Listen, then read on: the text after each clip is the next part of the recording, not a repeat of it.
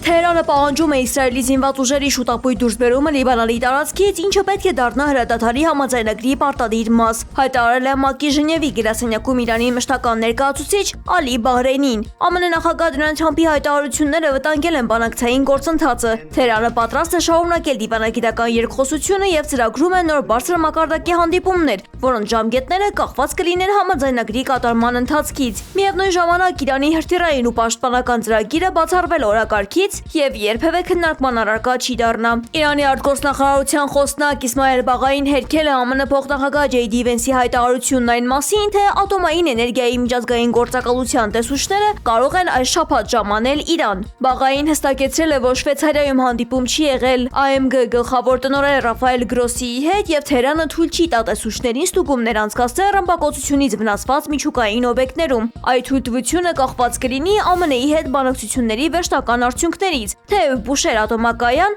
AMG մուտքը նախկինի պես բաց է։ Իսրայելի նախագահ Իցհակ Հերցոգը հայտարարել է, որ Լիբանանի հետ խաղաղության համաձայնագիրը կարող է ստորագրվել ամենակարճ ժամկետներում, քանի որ տարածքային վեճեր չկան, սակայն դրան խոչընդոտում է Հեզբոլլահը, որը վետո է դնում գործընթացի վրա։ Ըստ Reuters-ի Իսրայելն ու Հեզբոլլահը նախապես համաձայնեցրել էին հրադադար, որը ուժի մեջ պետք է մտներ հունիսի 19-ին։ Ըստ ԱՄՆ պետքարտուղարության լիբանանյան եւ իսրայելական պատվիրակությունների հանդիպումները նախատեսված են հունիսի 23-ից 25-ին Վաշինգտոնում։